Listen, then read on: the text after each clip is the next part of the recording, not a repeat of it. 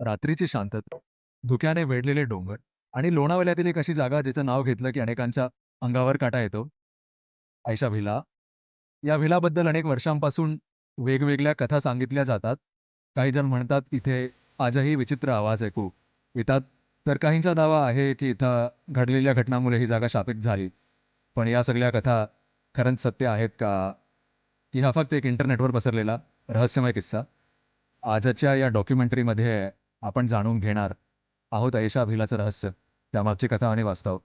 त्यामुळे व्हिडिओ शेवटपर्यंत नक्की पहा, कारण शेवटी आम्ही सांगणार आहोत या व्हिलामागचं सत्य नेमकं काय आहे. चला यार, मग सुरू करूया. लोणावळ्यात एक आलिशान व्हिला होता, ज्याचं नाव होतं आयशा व्हिला. त्या आयशा व्हिलामध्ये एक मोठी रोल्स रॉईस कार होती, ज्याची किंमत आजही कोट्यवधींमध्ये आहे आणि त्या काळातही ती कोट्यवधींचीच होती. पण ती रोल्स रॉईस कार आज धूळखातला पडली आहे. त्या व्हिलामध्ये असं काय घडलं की तिथल्या लोकांना रात्री त्या व्हिलामधून किंचाळण्याच्या, ओरडण्याच्या आवाज येतात आणि त्या रस्त्याने हे ज्या करणाऱ्या लोकांना त्या रोल्स रॉईस कारमध्ये एक सावली बसलेली दिसतं.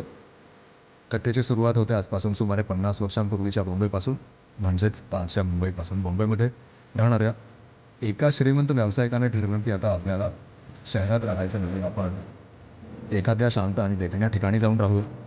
म्हणून त्यांनी महाराष्ट्रातील लोणावळ्यात एक मालमत्ता विकत घेतली. त्या जागेवर एक आलिशान घर बांधण्यात आलं. त्यांच्या कुटुंबात त्या व्यावसायिकाची पत्नी आणि 16 ते 17 वर्षांची मुलगी होती, जिने नाव होतं आयशा.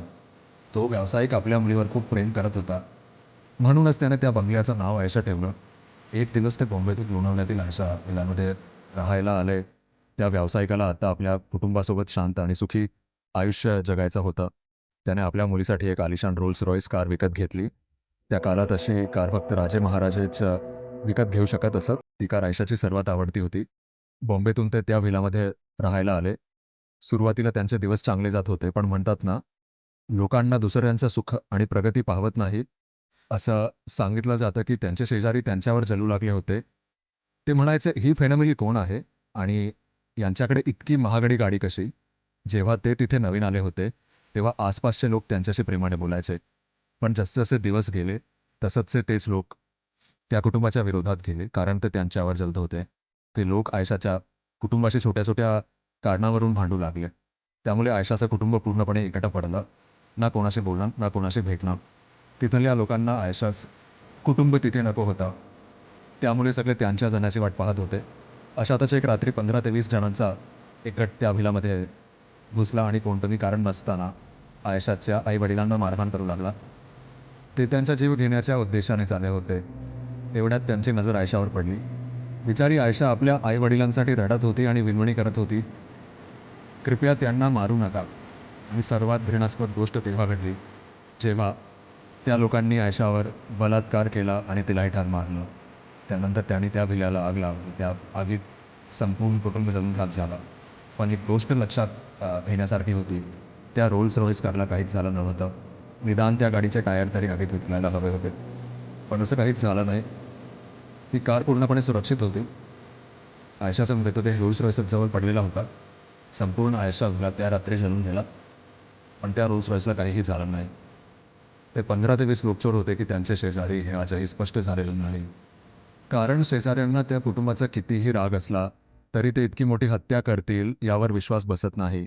आणि दुसरी गोष्ट म्हणजे आजपासून सुमारे 50 वर्षांपूर्वी, जेव्हा अनेक लोकांकडे सायकलही नव्हती, तेव्हा त्या व्यावसायिकाने इतकी महागडी रोल्स रॉईस विकत घेतली होती. त्यामुळे तिची चर्चा नक्कीच झाली असेल. कदाचित हीच बातमी चोरांपर्यंत पोहोचली असेल आणि त्यांनी आयशा व्हिलामध्ये चोरी करण्याचा कट रचला असेल. झटापटीत त्यांनी आयशाच्या कुटुंबाची हत्या केली असेल. पण मग त्यांनी ती कार का नेली नाही? हेही एक गूढच आहे. त्या दिवसापासून असं म्हटलं जातं की त्या आयशा व्हिलामधून किंचाळण्याचे आणि ओरडण्याचे आवाज येतात आणि त्या रस्त्याने जाणाऱ्या अनेक लोकांनी त्या रोल्स रॉईसमध्ये आयशाचा आत्मा बसलेला पाहिल्याचा दावा केला आहे. तिथले लोक असंही म्हणतात की रात्री त्या गाडीचे हेडलाईट्स आपोआप सुरू बंद होतात. कधी-कधी अचानक त्या गाडीचा हॉर्न जोरात वाजू लागतो. आणखी काही लोक असंही सांगतात की आयशाचं कुटुंब तो व्हिला सोडून लंडनला स्थलांतरित झालं. पण मग त्यांनी आपल्या मुलीची सर्वात आवडती गाडी तिथेच का सोडली? हाही एक प्रश्न आहे. हे सगळं आजही एक गुन्हाच आहे. पण एवढं मात्र खरं आहे की ती रोल्स रॉईस गेली 50 वर्ष तिथेच उभी आहे आणि तिला हात लावायची हिंमत आजपर्यंत कोणीही केलेली नाही. आणि इथेच आयशा भिलाच्या कथेचा शेवट होतो.